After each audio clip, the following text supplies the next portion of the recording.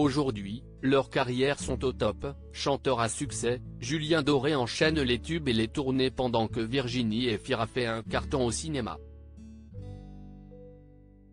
À l'affiche de cette film en 14 mois, l'actrice assure et fera partie des favorites pour le César de la meilleure actrice à la fin du mois. Mais tous les deux se sont connus à un moment bien différent de leur vie, en 2007, dans La Nouvelle Star.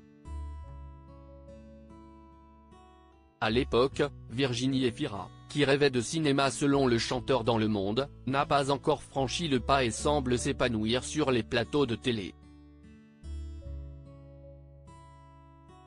Du moins, si est ce que pense le public.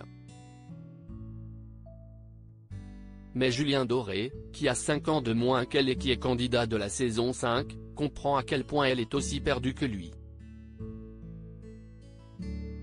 Elle arrivait de Belgique, je débarquais de Nîmes, on s'est revus très vite. On s'est retrouvés dans certaines situations absurdes, au milieu d'humains qui se réunissent et ne partagent rien, ne s'écoutent pas, ne se regardent pas. Se souvient-il de cette époque?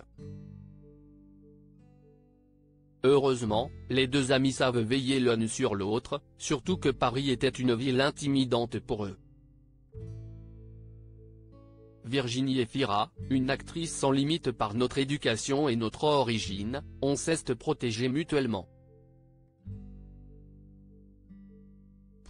On s'est même demandé s'il fallait gommer nos accents, raconte le papa d'un petit garçon, qui a fini par retrouver son ami dans le clip de sa chanson Kiki. Conscient du doute qui habite la jeune femme à l'époque, le cinéma lui paraissait impossible alors.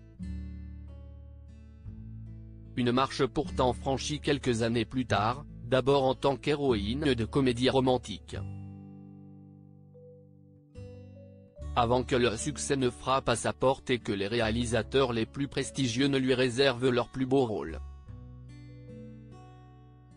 Éclatante dans 4 films en 2022, En attendant Bojangles, Don Juan, Revoir Paris et Les enfants des autres, l'actrice sera sûrement accompagnée au César par son compagnon Nils Schneider, rencontré en 2018 sur le tournage d'Un amour impossible, et qui vit avec elle et sa fille Ali, dont le père est le réalisateur Mabrouk El Mekri, à Paris.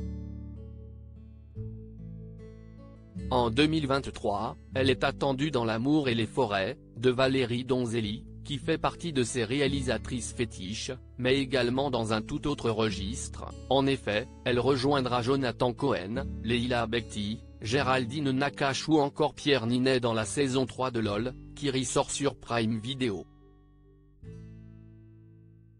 Qu'on attend avec impatience.